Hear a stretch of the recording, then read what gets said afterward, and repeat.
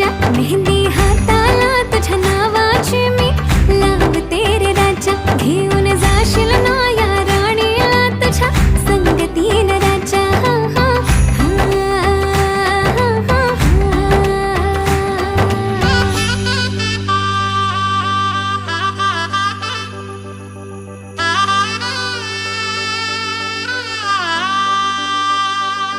सजली ही नवरी बाई नवरोबासाठी ग, गाली हळदी चाले दिसते किती गोड ग. आई बाबांची लाडकी सासरला जाईल ग, सुखी राहा दिल्या घरी तो